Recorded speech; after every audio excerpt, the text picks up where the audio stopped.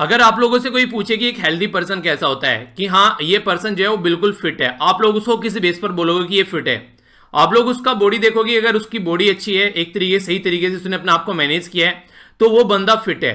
पर लेकिन इसकी कोई गारंटी नहीं है कि आप लोग उस इंसान की बॉडी देखकर आप लोग ये बता सकोगे कि वो बंदा जो है वो कंप्लीटली फिट है। क्योंकि जब तक आप लोग उस बंदे को समझोगे नहीं, वो बंदा अंदर से कैसा है, सोचता कैसे है, पता चला है बॉडी से फिट है पर लेकिन अंदर जो है दिमाग में कचरा भरा हुआ है, वो हमेशा डिप्रेस्ड रहता है, वो अपनी लाइफ को आगे लेकर चल ही नहीं पा रहा है, बस एक बॉडी है जिसको वो बना लेता है, इसके अलावा और कोई भी चीज ऐसी नहीं है कि वो ढंग से सोच पाता हो।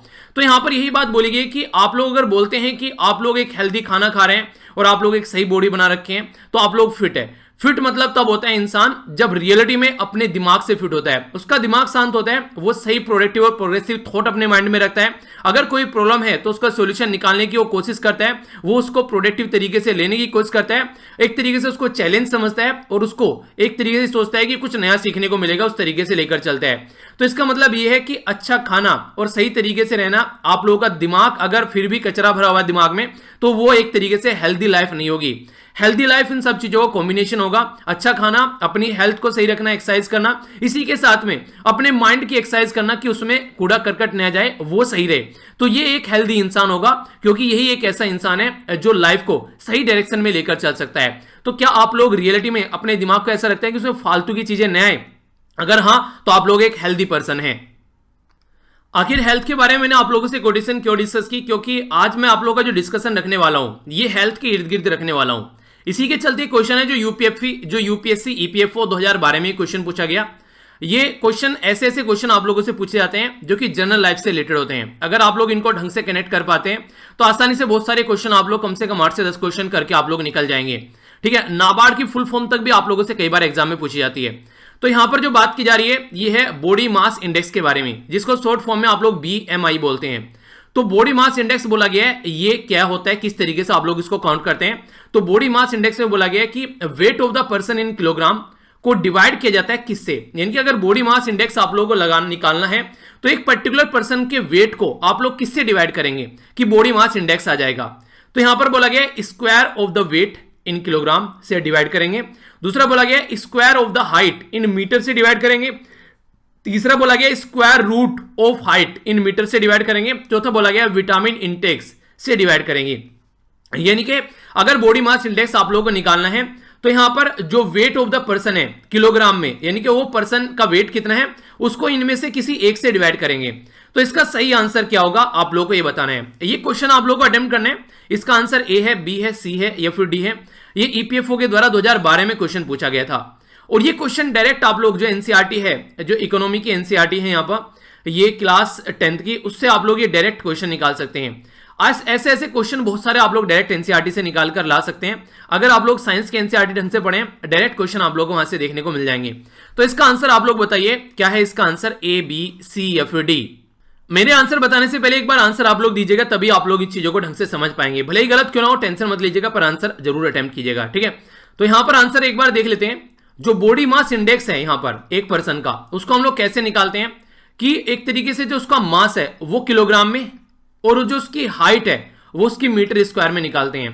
तो इसके बेस पर आप लोग अपना बॉडी मास इंडेक्स निकाल सकते हैं कि आप लोगों का बॉडी मास इंडेक्स कितना है। इससे ये पता चलेगा आप लोग किस कैटेगरी में आते हैं। किस कैटेगरी का मतलब, यानी कि आप लोग फिट हैं या फिर आप लोग ओवरवेट हैं, ओबेसिटी हैं, या फिर एक क्रिटिकल कंडीशन में पहुंचे हुए हैं। तो यहां से इस चीज का पता चलेगा। और आप लोग अगर अपना ये निकालना चाहते हैं बॉडी मास इंडेक्स, तो आप लोग कैसे निकालेंगे? तो अपना जो वेट है वो आप लोगों को पता होना चाहिए किलोग्राम में, और आप लोगों की जो हाइट है वो आप लोगों को मीटर में पता होना चाहिए। उसका स्क्वायर करने के बाद में अपने वेट को आप लोगों को डिवाइड करना है, जिसके बाद में जो नंबर आएगा वो आप लोगों का बॉडी मास इंडेक्स होगा। तो यानी कि कहने का मतलब यहां पर ये है, अगर इस क्वेश्चन का आंसर मैं आप लोगों को बताऊं तो ये क्वेश्चन का जो आंसर है, क्वेश्चन का आंसर यहां पर बी, यानी कि सेकंड स्टेटमेंट यहां पर सही है, जो कि इस आंसर इस क्वेश्चन के हिसाब से। अब थोड़ा सा इसको रियल लाइफ के हिसाब से हम लोग समझने की कोशिश करते हैं। बॉडी मास इंडेक्स, जिसके बारे में अगर बात करें, नेशनल इंस्टीट्यूट ऑफ हेल्थ क्या बोलते हैं। आप लोग अगर बॉडी मास इंडेक्स अपना निकालेंगे तो आप लोग कैसे पता चलेगा कि आप लोग हेल्दी हैं या फिर हेल्दी नहीं है? तो बॉडी मास इंडेक्स यहां पर जो है वो अलग अलग कैटेगरी में आप लोगों को देखने के लिए बोला गया यहां पर कि हाँ इस कैटेगरी में आप लोग बोलेंगे तो सही है, वरना आप लोग एक तरीके से गलत डायरेक्शन में चल रहे हैं। बॉडी मास इंडेक्स अगर आप लोगों का निकालने के बाद में 18.5 ये आता है, यानी कि जो एक तरीके से जो ये रेशियो है आप लोग यहाँ पर ये इसका जो पॉइंट है ये 18.5 आता है यानी कि निकलकर। तो इसका मतलब ये है कि आप लोग अंडरवेट हैं, यानी कि आप लोगों को और वेट पुट ऑन करने की जरूरत है अपनी बॉडी के ऊपर। तो ये यहां पर ये बताता है। दूसरी बात यहां पर ये बताता है बॉडी मास इंडेक्स जो है अगर 18.5 से लेके 24.9 के बीच में है तो आप लोग एक हेल्दी पर्सन है। जिस तरीके का लाइफ स्टाइल आप लोग लेकर चल रहे हैं बॉडी मास इंडेक्स के हिसाब से उसको आप लोग लेकर चल सकते हैं, यानी कि सही खाना पीना आप लोग ले रहे हैं जिससे कि आप लोगों का जो बॉडी मास इंडेक्स है वो 18.5 से लेके 24.9 के बीच में है। तो ये सही डायरेक्शन में आप लोग चल रहे हैं। अगर यहां पर बॉडी मास इंडेक्स जो है वो 25 से लेके 29.9 के बीच में आता है तो इसका मतलब ये है आप लोग ओवरवेट है, यानी कि इस आप लोग का वेट बढ़ रहा है और सही डायरेक्शन में आप लोग नहीं जा रहे हैं। अगर बॉडी मास इंडेक्स जो है वो 30 से ऊपर आता है या फिर 30 आता है तो इसका मतलब यहां पर यह कि आप लोग जो है ओबेसिटी का शिकार हो चुके हैं, यानी कि आप लोग का मोटापा बढ़ चुका है। तो बॉडी मास इंडेक्स के बेस पर आप लोग अपना एक तरीके से पता लगा सकते हैं कि बॉडी जो है वो किस डायरेक्शन में चल रही है। ये कुछ पॉइंट्स भी हैं यहां पर जिनको आप लोग वीडियो को पॉज करके पढ़ भी सकते हैं।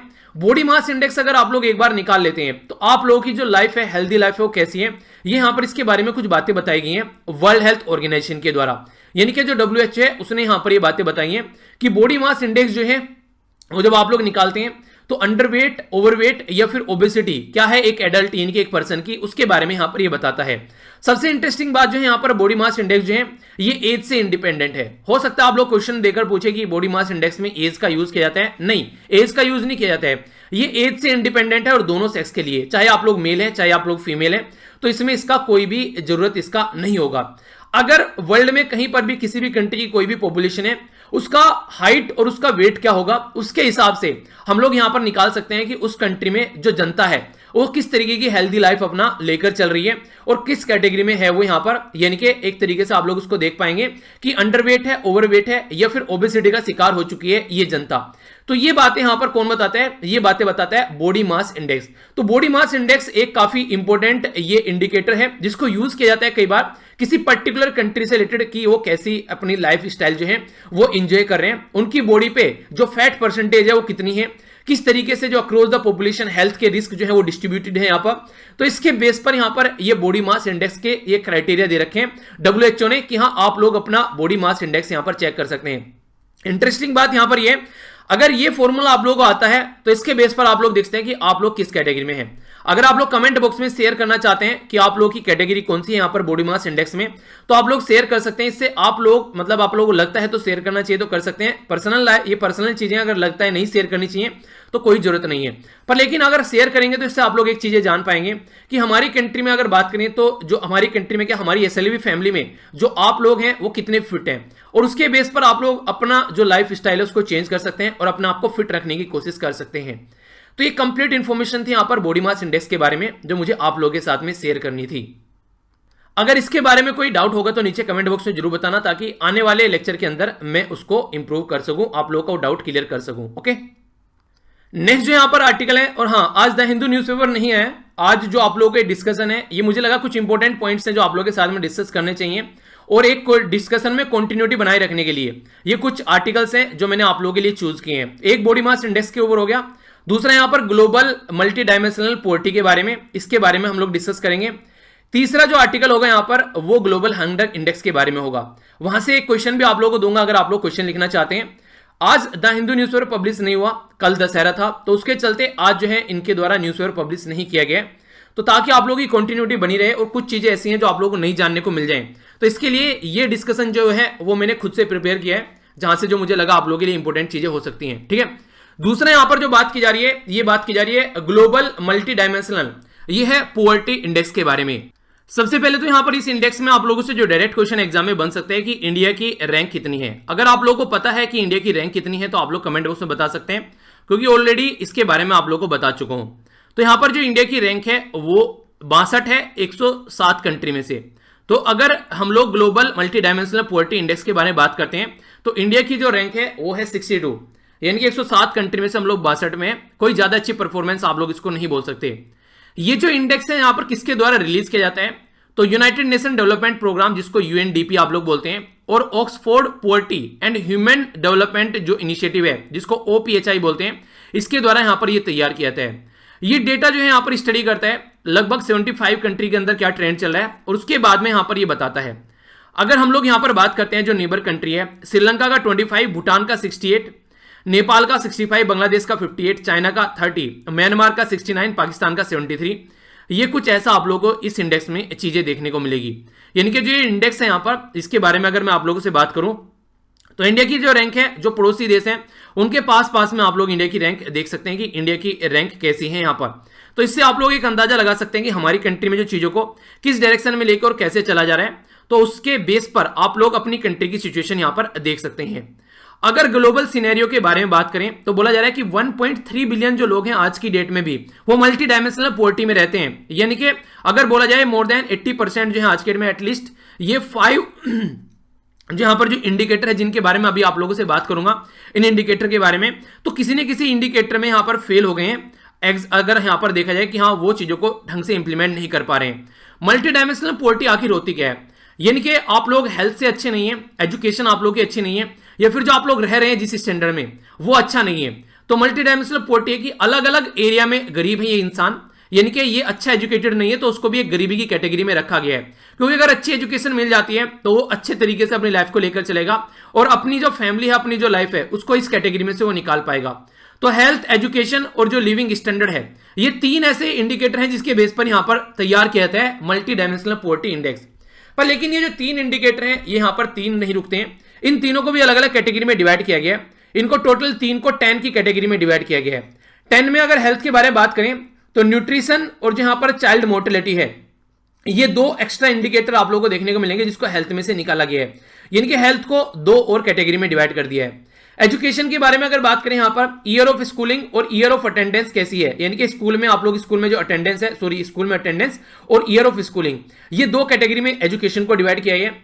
पर लेकिन जो लिविंग स्टैंडर्ड है, यानी कि आप लोग कैसे रह रहे हैं, तो उसको 5 कैटेगरी में डिवाइड किया गया है। यानी कि 5 इंडिकेटर हैं, जैसे कि कुकिंग फ्यूल जो आप लोग कैसे यूज कर रहे हैं, सैनिटेशन कैसी है, वाटर मिल रहा है नहीं मिल रहा है, इलेक्ट्रिसिटी फ्लो या फिर एसिड्स, इनके बेस पर ये 5 इंडिकेटर ही हो गए, चूंकि 6 इंडिकेटर ही हो गए।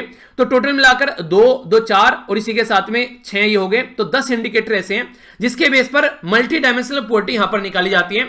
यानी कि कितना लेवल पर यहां पर जो इंसान है वो गरीबी रेखा के नीचे रह रहे हैं। मल्टी डायमेंशनल ये जो पॉवर्टी इंडेक्स है यहां पर, ये फर्स्ट टाइम लॉन्च किया गया था 2010 में। 2008 में जब रिसेशन आया तो उससे लगा कि काफी ज्यादा इंपैक्ट पड़ा है लोगों के ऊपर, तो इसको काउंट करने के लिए देखा गया कि हाँ किस तरीके से जो चीजें हैं बढ़ रही हैं ताकि सिचुएशन को समझा जा सके। यानी कि इसके बारे में आप लोग आइडिया रख सकते हैं। डायरेक्ट क्वेश्चन एग्जाम में बने तो कोई कंफ्यूजन नहीं होना चाहिए इसके बारे में।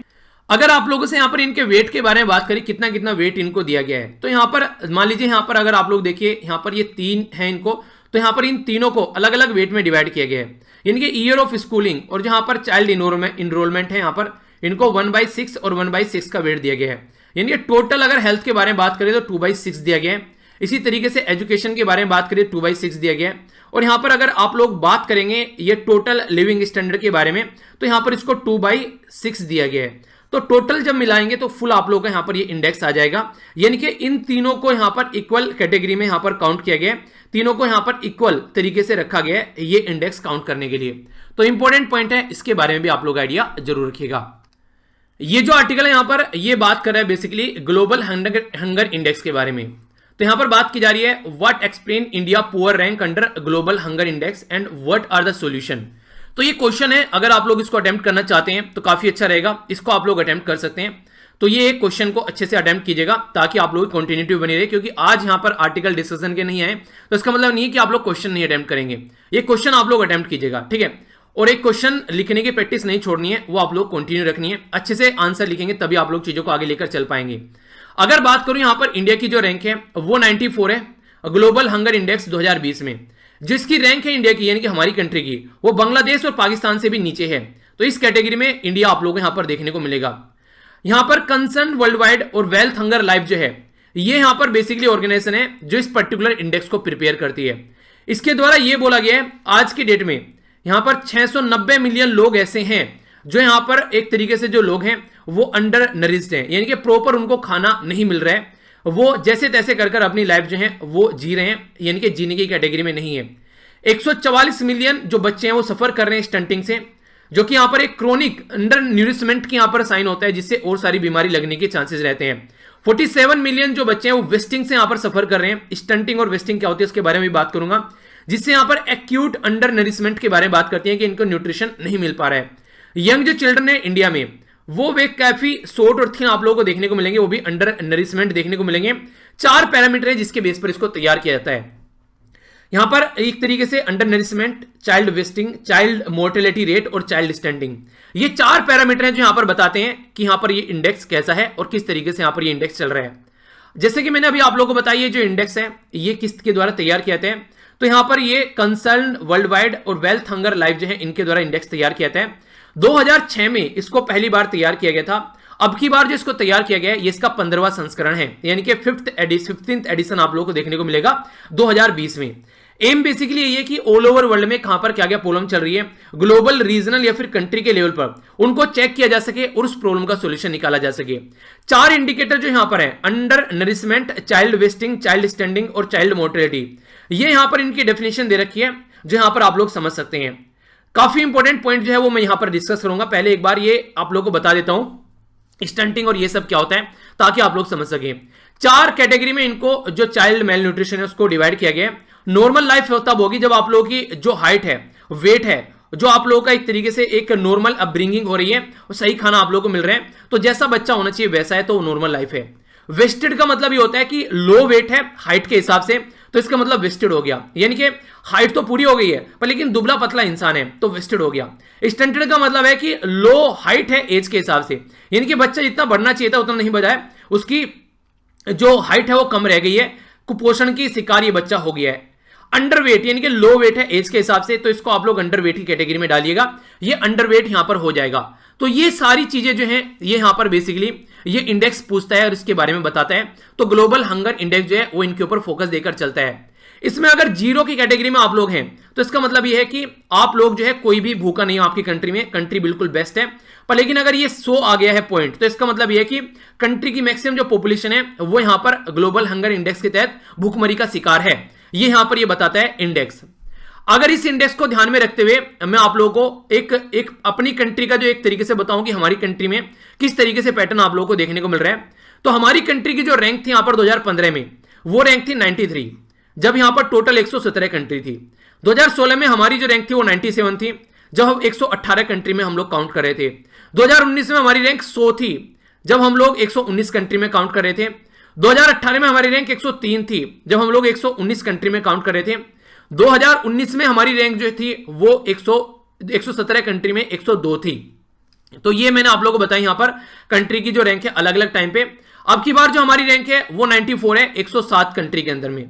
तो कहने का मतलब ये है कि मोर और लेस जो है हम लोग उसी कैटेगरी में हैं, हम लोग अपनी कैटेगरी सुधार नहीं पा रहे हैं यहां पर। अगर इस डेटा के बेस पर मैं आप लोगों को यहां पर बताऊं तो ग्लोबल हंगर इंडेक्स के बारे में अगर मैं आप लोगों से बातें करूं तो ये आप लोगों को देखने को मिलेगा कि किस तरीके से हमारी कैटेगरी जो है हम लोग कहां पर स्टैंड कर रहे हैं इस पर्टिकुलर इंडेक्स को ध्यान में रखते हुए, ठीक है। तो ये 2006 से जब से पब्लिश किया गया तो उसके एक तरीके से मैंने आप लोगों को यहां पर बताया कि किस तरीके से यहां पर आप लोग चीजों को देख सकते हैं। ये एक ओवरव्यू मैंने आप लोगों को दिया, ठीक है। तो यहां पर आप लोग देखते हैं कुछ टाइम ड्यूरेशन के बीच में बता रखा है कि क्या क्या रैंक यहां पर देखने को मिल रही है ग्लोबल हंगर इंडेक्स के बारे में। इंडिया की रैंक अगर देखिएगा आप लोग, ठीक है, तो ये जो रैंक है हमारी रैंक अगर आप लोग इसको देखें तो किस कैटेगरी में हम लोग यहां पर रखे हुए हैं। अगर यहां पर जो हमारी रैंक है, अगर हमारा जो स्कोर है, स्कोर में यहां पर एक पॉइंट होता है जो आप लोग याद रखना है, हमारा जो स्कोर है यहां पर ये 27.2 है। तो इसका मतलब ये कि सीवियर कैटेगरी में हम लोग आ गए हैं। ये कैसे काउंट आप लोग करते हैं, ये जो स्कोर है यहां पर 100 पॉइंट जो होते हैं उसके स्केल पर इसको निकाला जाता है। अगर ये 0 है तो मींस नो हंगर, यानी कि इसका मतलब ये कि सब कुछ सही चल रहा है। अगर कंट्री में स्कोर जो है ये 9.9 या फिर उससे कम होता है तो इसका मतलब है लो सीवियरिटी है, यानी कि भुखमरी काफी कम है। अगर कंट्री में यहां पर आप लोगों को देखने को मिलेगा कि 10 से लेके 19.9 के बीच में है तो इसका मतलब है मॉडरेट है, यहां पर भुखमरी है पर लेकिन ज्यादा नहीं है। अगर 20 से लेके 34 के बीच में आप लोग आते हैं तो सीरियस भुखमरी आप लोगों को देखने को मिलेगी कंट्री के अंदर, जिसमें हम लोग आते हैं सीरियस भुखमरी, यानी कि हमारी जो आप लोग यहां पर देखने को मिली 27, ये सीरियस भुखमरी की कैटेगरी में हम लोग यहां पर आ रहे हैं, जो कि हम लोग को सोचना पड़ेगा कि हमारी कंट्री किस डायरेक्शन में चल रही है। अगर स्कोर की बात करें हम लोग 35 या फिर उससे ज्यादा है तो इसका मतलब है कि अलार्मिंग कंडीशन है। ये अफ्रीका वाली कंडीशन आप लोग को देखने को मिलेगी, जहां पर अफ्रीका के बारे में मैंने एक कंट्री के बारे में आप लोग को बताया था, उस कंट्री का नाम आप लोग बताइए अगर आप लोग को याद है, कि वहां पर मिट्टी की रोटियां बनाकर, जो क्ले होता है, जो एक तरीके से मिट्टी नहीं होती है, जो मुल्तानी मिट्टी वगैरह जो वाली मिट्टी होती है, उसकी रोटियां बनाकर बच्चों को खिलाई जा रही है। ये वाली कैटेगरी में यहां पर आप लोगों को देखने को मिलेगा। अलार्मिंग कंडीशन है, वहां पर इंसान जो है वो बिल्कुल डीएनए कंडीशन में यहां पर रह रहे हैं। तो यानी कहने का मतलब ये कि हमारी जो कैटेगरी है, हम लोग एक सीरियस कैटेगरी में है। यहां पर सीरियस कैटेगरी में हमको रखने का रीजन क्या है, हमारी जो परफॉर्मेंस है यहां पर इन चारों इंडेक्स के अंदर, चाहे अंडर नरिशमेंट के बारे में बात करें, चाइल्ड वेस्टिंग के बारे में बात करें, चाइल्ड स्टंटिंग के बारे में बात करें, चाइल्ड मोर्टेलिटी के बारे में बात करें, तो हम लोग काफी लो कैटेगरी में आप लोगों को देखने को मिलेगा, जिस तरह की कंडीशन बनी हुई है। अगर बात करें 14% जो इंडियन पॉपुलेशन है वो अंडर नरिशमेंट है, ठीक है, और ये आज के डेट में घटकर जो है ये पहले यहां पर 16% था, घटकर 14% आ गया है। अगर बात करूं वेस्टिंग के बारे में तो ये 17.3% था, ये पहले ये बढ़ गया है, ये पहले 15.1% था, यानी कि वेस्टिंग जो है हमारी कंट्री में बढ़ गई है। तो ये थोड़ा सा याद रखने वाला पॉइंट है, यानी कि हमारी कंट्री में जो लो वेट वाले बच्चे पैदा हो रहे हैं अपनी हाइट के हिसाब से, ये कैटेगरी हमारी कंट्री में बढ़ गई है, जिसकी वजह से हम लोग की ये प्रॉब्लम देखने को मिल रही है। अगर बात करें स्टंटिंग के बारे में, 34.7% जो है ये एक तरीके से पहले आज के डेट में हो गई है, पहले ये 54% हुआ करती थी। तो इसमें आप लोग बोल सकते हैं कि एक अच्छा इंप्रूवमेंट आप लोगों को देखने को मिल रहा है, ठीक है, तो ये इंप्रूव हुई है। अगर बात करें मोर्टेलिटी के बारे में तो यहां पर हम लोग ये 5.2% हुआ करते थे, 3.7% आ गए, तो यहां पर भी इंप्रूव हुआ है। पर लेकिन फिर भी जो इंप्रूवमेंट की कैटेगरी है वो इतनी है कि हम लोग इंप्रूव करने के बाद भी कहां पर आकर रखे हुए हैं, इंप्रूव करने के बाद भी हम लोग यहां पर एक सीरियस कैटेगरी में आकर रखे हुए हैं। तो ये हम लोग को देखना पड़ेगा कि हम लोग किस डायरेक्शन में काम कर रहे हैं। अगर इसी को मैं आगे लेकर चलता हूं, 2020 में हमारी जो कैटेगरी है वो सीरियस कैटेगरी में हम लोग आ गए हैं। चाइना और जो ब्राजील है वो एक तरीके से अगर बात करें, चाइना और ब्राजील बेसिकली हम लोग ब्रिक कंट्री के बारे में बात करते हैं, Brazil, Russia, India, China and South Africa. इन कंट्री के बारे में अगर बात करूं तो अंडर 5 के बारे में अगर हम लोग बात करते हैं, ठीक है, यानी कि चाइना, ब्राजील जो है यहां पर वो एक तरीके से बोथ जो स्कोर कर रही है वो अंडर 5 कर रही है, यानी कि लो लेवल ऑफ हंगर आप लोगों को देखने को मिलेगा। अगर यहां पर अंडर 5 है, यानी कि 9 के नीचे नीचे आप लोग लो लेवल आप लोगों को देखने को मिलेगा, यानी कि अच्छी डायरेक्शन में चल रही है। साउथ अफ्रीका जो है ब्रिक कंट्री के अंदर अगर आप लोग बात करते हैं वो मॉडरेट लेवल में आप लोगों को देखने को मिलेगी, 13 है, यानी कि ये आज के डेट में हमारी कंट्री से काफी अच्छी है। साउथ अफ्रीका 60 रैंक आप लोगों को यहां पर देखने को मिलेगी। इंडिया जो है वो अफ्रीकन कंट्री में जो भुखमरी वाली कंट्री होती है उनके साथ में हमारी पोजीशन रखी गई है। साउथ एशियन नेबर के बारे में अगर आप लोग बात करते हैं तो यहां पर बेटर स्कोर देखने को मिलेगा, एक्सेप्ट अगर आप लोग बात करें यहां पर अफगानिस्तान के अंदर में हमारी रैंक 94 है 107 कंट्री में, जो कि सूडान के साथ में हम लोग आते हैं। और सूडान एक ऐसी कंट्री है जहां पर लोग जो है वो भूखे मरते हैं, जिसके बारे में आप लोगों से बताया भी था। सूडान और साउथ सूडान के बारे में हम लोगों ने बात की थी, दोनों एक कंट्री थी। यहां पर 2011 में ये यहां पर अलग हट गया है। अभी रिसेंटली न्यूज में किस लिए, जो हम लोगों ने कल भी डिस्कस किया था, रिसेंटली न्यूज में इसलिए क्योंकि यूएसए के जो प्रेसिडेंट है डोनाल्ड ट्रंप, वो चाह रहे हैं कि सूडान के नॉर्मल रिलेशन हो जाए इजराइल के साथ में, जिस तरीके से यूएई, यूनाइटेड अरब एमिरेट्स और बहरीन के द्वारा अभी यहां पर इजराइल के साथ में अपने रिलेशन अच्छे किए गए हैं। तो इजराइल की एक्सपेक्टेशन बढ़ाई जा रही है, वो एक्सेप्टेंस बढ़ाई जा रही है ऑल ओवर वर्ल्ड में, इसके द्वारा ऐसा आप लोग यहां पर बोल सकते हैं। इंडिया के बारे में अगर मैं बात करूं, इंडिया का जो स्कोर है अगर उसके बारे में बात करूं तो यहां पर चाइल्ड स्टंटिंग और जो वेस्टिंग है वो यहां पर काफी बड़ा रोल प्ले कर रही है। इसी के साथ में जो स्टंटिंग यहां पर 35% के करीब जो देखने को मिल रही है, 17.3% यहां पर जो वेस्टेड आप लोगों को देखने को मिलेगा। ये इंडिया का स्कोर जो है ये बहुत ऊपर लेकर जा रहे हैं, जिसकी वजह से हमारी जो रैंक है वो काफी बुरी देखने को यहां पर मिल रही है। तो ये वो एरिया है जिनके ऊपर हम लोग को काफी अच्छे से काम करना चाहिए। थोड़ा सा और डीपली यहां पर एनालिसिस किया गया है कि डिफरेंस अगर आप लोग देखिएगा आज के डेट में जो डिफरेंस यहां पर ऑब्जर्व किया जाता है बिटवीन चाइल्ड वेस्टिंग इन साउथ एशिया और इसी के साथ में जो यहां पर पुअर नेशन है जो अफ्रीका के अंदर, उसमें यहां पर कोशिश कर रहे हैं कि चाइल्ड वेस्टिंग के बारे में बात की जाए। वेस्टिंग का मतलब क्या है? वेस्टिंग का मतलब है यहां पर एक तरीके से लो वेट रह गया हाइट के हिसाब से, यानी कि दुबला पतला बच्चा पैदा हो रहा है। तो उसका एक एनालिसिस अगर हम लोग करके देखें, अफ्रीका के अंदर यानी कि जो अफ्रीका कॉन्टिनेंट है वहां पर जो बच्चे जब वो पैदा होते हैं तो वो हेल्दी पैदा होते हैं बर्थ लेवल पर, लेकिन जैसे जैसे वो आगे बढ़ते हैं आप लोगों को देखने को मिलेगा वो अंडर नरिशमेंट के शिकार हो जाते हैं, यानी कि पैदा होने के बाद में उनको खाना पीना अच्छा नहीं मिलता है, जिसकी वजह से उनकी जो जिंदगी है वो बर्बाद हो जाती है। जहां पे मैंने बताया अभी कि मिट्टियां तक खाई जाती हैं, मिट्टिया की रोटी बनाकर। साउथ एशिया के अंदर अगर आप लोग बात करेंगे हाई लेवल ऑफ वेस्टिंग देखने को मिलेगा। यहां पर जब भी यहां पर बर्थ होता है उससे ही स्टार्टिंग से बहुत बड़ा इसका रीजन है जो मदर की हेल्थ होती है। पुअर स्टेट के बारे में बात करें तो हेल्थ, जो मेंटल हेल्थ के बारे में बात करें तो यहां पर वो काफी बड़ा रोल प्ले करेगा। अगर एक तरीके से अगर बच्चा इस तरीके से कैटेगरी में है और मदर अगर किसी तरीके से प्रॉब्लम में है तो फिर यहां पर देखने को मिलेगा कि मेंटल हेल्थ जो बच्चे की है वो काफी प्रॉब्लम में यहां पर नजर आएगी। टू यंग, यानी कि बच्चा जो है वो काफी यंग एज में पैदा करती है यहां पर लड़कियां। इसी के साथ में टू शॉर्ट काफी छोटी आप लोगों को देखने को मिलेंगी, काफी दुबली पतली देखने को मिलेगी। वो खुद भी यहां पर अंडर नरिशमेंट का शिकार रहती हैं, यानी कि उनको प्रॉपर खाना पीना नहीं मिल पाता है। तो इस टाइम पर जब प्रेगनेंसी होती है वो यहां पर काफी प्रॉब्लम क्रिएट करती है, और आगे चलकर यहां पर वो प्रॉपर जो ब्रेस्ट फीडिंग है, यानी कि जो बच्चे को दूध पिलाया जाता है मां का, जो गाढ़ा पीला दूध आप लोग बोलते हैं, वो भी यहां पर उनको नहीं मिल पाता है, जो बहुत बड़ा रोल प्ले करता है। यह माना जाता है कि अगर एक बच्चे को आप लोग को हष्ट-पुष्ट रखना है, स्टार्टिंग के 6 महीने कम से कम आप लोगों को मां का गाढ़ा पीला दूध बच्चे को पिलाना चाहिए, तभी उसकी लाइफ जो है सही डायरेक्शन में चल पाएगी।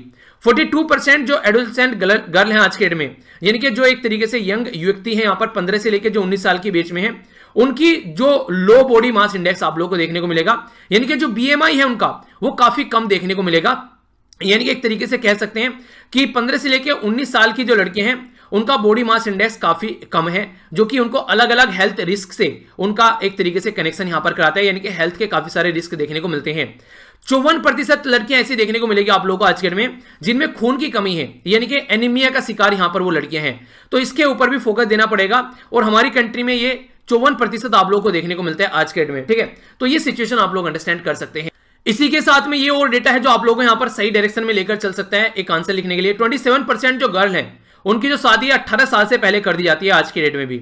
8% जो एडोलेसेंट जो लड़कियां हैं वो यहां पर एक तरीके से चाइल्ड बियरिंग स्टार्ट हो जाता है उनका पहले ही, यानी कि जो बच्चा जिस एज में पैदा होना चाहिए उससे पहले ही बच्चा जो है कंसीव कर लेती है, जो उनकी जो शादी होती है जिसकी वजह से पहले एक तरीके से शादी हो जाती है, तो जिसकी वजह से यहां पर जब बच्चा पैदा होता है उसको काफी सारी प्रॉब्लम यहां पर देखने को मिलती है। और सबसे बड़ी बात यहां पर यह है, अगर अनवांटेड प्रेगनेंसी यहां पर होती है, अगर वो बच्चा पैदा नहीं करना चाहते और फिर भी यहां पर प्रेग्नेंट हो जाते हैं, तो बहुत सारी ऐसी लड़कियां हैं, लगभग हाफ ऐसी लड़कियां हैं जिनको यहां पर कॉन्ट्रासेप्शन नहीं मिल पाता है, यानी कि अगर वो बच्चा नहीं रखना चाहते हैं तो उसके लिए यहां पर एक तरीके से फैमिली प्लानिंग का इनके पास में सॉल्यूशन नहीं रहता है, इनको वो चीजें नहीं मिल पाती है जो रिक्वायर्ड यहां पर होती हैं। तो ये काफी बड़ा मेजर कोज यहां पर आप लोग बोल सकते हैं कि बच्चे की हेल्थ जो है वो अच्छी नहीं रहती है, क्योंकि उसको प्रॉपर प्लान नहीं किया गया है। वेस्टिंग और स्टंटिंग जो है यहां पर ये काफी बड़ा कोज आप लोगों को देखने को मिलेगा, खासकर पुअर सैनिटेशन, जहां पर जो साफ सफाई है वो सही नहीं देखने को मिलेगी, जिसकी वजह से जो बच्चे हैं बचपन में ही उनको डायरिया हो जाता है, और बहुत सारे बच्चों की जान इसकी वजह से चली जाती है। ऑलमोस्ट 40% के करीब जो हाउस होल्ड है आज के डेट में वो यहां पर ओपन डेफिकेशन करते हैं, खुले में शौच करते हैं, जिसकी वजह से यहां पर काफी ज्यादा प्रॉब्लम देखने को मिलती है। 36% जो हाउस होल्ड है आज के डेट में वो जो बच्चे हैं, खासकर अगर उनके बारे में बात करें, ठीक है, एक तरीके से जैसे जैसे हाउस होल्ड में कोई बच्चा रह रहा है और वो पोटी वगैरह करता है बच्चा, यानी कि एक तरीके से बच्चा जो है पोटी वगैरह करता है, ओनली 36% ऐसे हाउस होल्ड है जो इसको सेफ मैनर में उसको डिस्पोज करते हैं, यानी कि वरना बच्चा जो है वो वहीं पर ही गंदगी में खेलता रहेगा काफी लंबे समय तक, जिसकी वजह से बच्चे और ज्यादा बीमार हो जाते हैं। यानी कि ये उनके साथ में होता है जहां पर जो पेरेंट्स हैं वो बच्चों के ऊपर ढंग से ध्यान नहीं दे पाते हैं, वहां पर भी आप लोगों को देखने को मिलेगा जो बच्चे हैं उनको ये यहां पर काफी सारी प्रॉब्लम फेस करनी पड़ती है। ओनली 1 in 10 जो है अंडर 5 एज वो सफर करते हैं, जो यहां पर 1 in 10 यानी कि हर 10 में से एक बच्चा जो है वो डायरिया का शिकार होता है, यानी कि जिसको बोलते हैं ना हैजा हो गया, दस्त हो गया, तो यहां पर वो बच्चा इसका शिकार देखने को मिलेगा। अगर आप लोग इसको यहां पर इंडियन स्टेट के साथ में कंसर्न करेंगे, इंडिया में जो अंदर कंट्री में है उसके साथ में कंसर्न करेंगे, चाइल्ड वेस्टिंग में आप लोग देखेगा ऑलमोस्ट 1 in 3 यानी कि हर 3 में से एक बच्चा झारखंड के अंदर आप लोगों को ये अंडर नरिशमेंट देखने को मिलेगा, यानी कि 29% के करीब आप लोगों को वेस्टिंग नजर आएगी झारखंड के अंदर। तो आप लोग समझ सकते हैं जब एक अकेला राज्य है इस कैटेगरी में यहां पर है तो वो कैसे इंपैक्ट डालेगा। तो अगर आप लोग पर्टिकुलर राज्य के बारे में अगर कुछ लिखिएगा तो उससे आप लोगों को देखने को मिलेगा एग्जामिनर जो है वो और अच्छे से समझेगा कि हाँ सही चीजें बंदा जानता है और उसको अच्छे से एक्सप्लेन कर रहा है। तमिलनाडु, वेस्ट बंगाल, मध्य प्रदेश, छत्तीसगढ़, कर्नाटका, इनको देखें तो 1 in 5 बच्चा जो है वो वेस्ट फीड का शिकार है आज के डेट में। इसका मतलब क्या है? इसका मतलब यहां पर यह कि लो वेट रह गया उसके हाइट के हिसाब से। ये जो मैंने आप लोगों को बात बताई यहां पर इन राज्यों के अंदर जिनको आप लोग अच्छा राज्य बोलते हैं, तमिलनाडु, ठीक है, ये जो काफी अच्छे राज्य में आता है, वेस्ट बंगाल भी और इसी के साथ में कर्नाटका भी ठीक कैटेगरी में आप लोग बोल सकते हैं, जो कि पढ़े लिखे राज्य की कैटेगरी में आते हैं। अगर बात करें बिहार, राजस्थान और उड़ीसा, यहां पर एक्यूट लेवल की चीजें आप लोग को देखने को मिलेगी, जो कि अगर बात करें यहां पर ये एक तरीके से अगर इनकी कंडीशन आप लोग देखें नेशनल लेवल के एवरेज के साथ में कंपेयर करके, सॉरी यहां पर ये बेटर कैटेगरी में आप लोग इनको देख सकते हैं, यानी कि एक्चुअली बेटर परफॉर्म कर रहे हैं यहां पर विद 13 to 14% ऑफ वेस्टिंग। यहां पर अगर बात करें उत्तराखंड और पंजाब, ठीक है, ये यहां पर विद सेवरल नॉर्थन ईस्टर्न राज्य जो हैं उनके साथ में जो बिलो 10% है, यानी कि कुछ राज्य ऐसे हैं जो अच्छा परफॉर्म कर रहे हैं, पर लेकिन कुछ राज्य ऐसे हैं जो काफी बुरा परफॉर्म कर रहे हैं, जैसे झारखंड 29 आप लोगों को देखने को मिलेगा, और यहां पर उत्तराखंड और जो पंजाब है वो 10 की कैटेगरी में है। अगर चाइल्ड स्टंटिंग के बारे में आप लोग बात करते हैं तो बिहार जो है वर्स्ट कैटेगरी में है, 42% देखने को मिलेगा, ठीक है। इसी के साथ में मध्य प्रदेश, उत्तर प्रदेश 40%, ठीक है। और इसी के साथ में गुजरात भी इसी कैटेगरी में रखा हुआ है। जम्मू एंड कश्मीर 15%, तमिलनाडु और केरला 20% के करीब है। अगर आप लोग इन राज्य में से किसी एग्जाम की तैयारी कर रहे हैं तो ये पॉइंट आप लोग याद रख सकते हैं। अगर राज्य से लिखने के लिए कुछ आता है तो इनको वहां पर आप लोग यूज कर सकते हैं, तो एक अच्छा आंसर आप लोग का बन पाएगा। तो क्या सॉल्यूशन है इसका इस तरीके कैटेगरी में जो हमारी कंट्री है? यहां पर सॉल्यूशन यहां पर कई सारे हैं। फूड इनसिक्योरिटी दूर करनी पड़ेगी आप लोगों को। पुअर सैनिटेशन जो है वो आप लोगों को सुधारना पड़ेगा। जो इनएडुकेट हाउसिंग है, यानी कि जो घर भी नहीं मिल रहा है उनको खाना कहां से मिलेगा, वो आप लोगों को देखने को मिलेगा। हेल्थ केयर की जो एक्सेस है वो लोगों को नहीं हो पाती है, वो आप लोगों को ध्यान रखकर चलना पड़ेगा। तो ये वो सारी चीजें हैं जो कहीं ना कहीं यहां पर एक तरीके से जो मदर है उसके ऊपर भी इंपैक्ट डालती है, जो कि बच्चों के ऊपर इंपैक्ट डालेगा। अगर मदर के ऊपर इंपैक्ट डालेगा तो ये कैटेगरी जो है बच्चों को बीमार करती है। तो हेल्दी लाइफ यहां पर होनी चाहिए, तभी जो चीजें हैं वो आगे सही बढ़ पाएगी। तो स्वच्छ भारत मिशन जो है वो काफी बड़ा रोल प्ले कर रहा है इसमें। ओपन डेफिकेशन फ्री सोसाइटी बनाने की कोशिश करें। इंटीग्रेटेड चाइल्ड डेवलपमेंट जो सर्विस है वो भी यहां पर काफी बड़ा रोल प्ले कर सकती है, जो बच्चों का इम्यून सिस्टम को सही करने के लिए। तो ये प्रोग्राम जो है ये ग्राउंड लेवल तक पहुंचनी चाहिए बच्चों तक, तभी आप लोग चीजों को यहां पर सुधार पाओगे। तो एक पूरा आर्टिकल जो मैंने आप लोगों से डिस्कस किया, इसका पूरा आर्टिकल जो है यहां पर ये, अब इसका क्वेश्चन का आंसर आप लोग दे सकते हैं कि इंडिया यहां पर पुअर रैंक में है, वो किस इंडिकेटर की वजह से है, ठीक है, और कैसे इसका सॉल्यूशन आप लोग निकाल सकते हैं। तो अब आप लोग इसको लिखने की कोशिश कीजिएगा। लगभग आप लोग जैसे 200 शब्द में आप लोग इसको लिख सकते हैं। जिस भी एग्जाम की आप लोग तैयारी कर रहे हैं उसके हिसाब से अगर वर्ड लिमिट है आप लोग चेंज कर सकते हैं। आप लोग इसको ऐसे भी बना सकते हैं, अगर आप लोग के एग्जाम में ओनली ऐसे पूछा जाता है तो ये इस तरीके से आप लोग इसको लेकर चल सकते हैं, ठीक है। तो ये थे आज के टोटल डिस्कशन, जो मैंने आप लोगों से 4 डिस्कशन किए बॉडी मास इंडेक्स के बारे में, ठीक है। इसी के पास में ग्लोबल हंगर इंडेक्स के बारे में। तो ये सारे क्वेश्चन आप लोगों से बन जाते हैं। और एक था यहां पर जो कि ग्लोबल मल्टी डायमेंशनल पॉवर्टी के बारे में। तो घुमा फिराकर अगर आप लोग इनको देखिए, ये सारे अगर आप लोग हेल्थ के बारे में कुछ लिखने के लिए आते हैं तो गरीबी के बारे में देखिए, ये यहां पर सस्टेनेबल डेवलपमेंट गोल फर्स्ट है, और भुखमरी के बारे में सस्टेनेबल डेवलपमेंट गोल सेकंड है, और थर्ड जो है यहां पर ये हेल्थ के बारे में बात करते हैं और क्वालिटी एजुकेशन के बारे में बात करते हैं। तो अगर आंसर राइटिंग आप लोग करेंगे तो ये 4 जो सस्टेनेबल डेवलपमेंट गोल है, इन चारों को भी आप लोग यूज कीजिएगा यहां पर, अगर इनसे रिलेटेड कुछ लिखने के लिए आता है, क्योंकि इसका मतलब ये होगा कि आप लोग सब चीजों को बहुत अच्छे से समझ रहे हैं, ठीक है। तो ये था आज का बेसिक डिस्कशन। आई होप कि आप लोगों ने इसको एंजॉय किया होगा। हालांकि आज का न्यूज़पेपर तो नहीं आया, पर मैंने कोशिश की है कि आप लोगों तक सही इंफॉर्मेशन पहुंच सके। तो अगर आप लोगों को अच्छा लगा है तो अपना फीडबैक देकर जरूर जाइएगा। अगर आप लोगों को पसंद नहीं आया और यहां तक आप लोगों ने फिर भी देख लिया है तो आप लोग डिसलाइक कर जरूर जाइएगा। पर लेकिन डिसलाइक कर कमेंट बॉक्स में बताना डिसलाइक क्यों किया, ताकि आने वाले टाइम में इसको इंप्रूव किया जा सके। ओके, तो बाकी पीडीएफ आप लोग यहां से जाकर डाउनलोड कर सकते हैं। सारी पीडीएफ इकट्ठी मिल जाएगी, इस लेक्चर की पीडीएफ भी। और मेरे साथ आप लोग ट्विटर, इंस्टाग्राम और फेसबुक पर भी कनेक्ट रह सकते हैं। मिलता हूं नेक्स्ट लेक्चर में। बड़ों को नमस्ते, छोटों को प्यार, छोटी सी लाइफ एंजॉय करा। तब तक के लिए जय हिंद।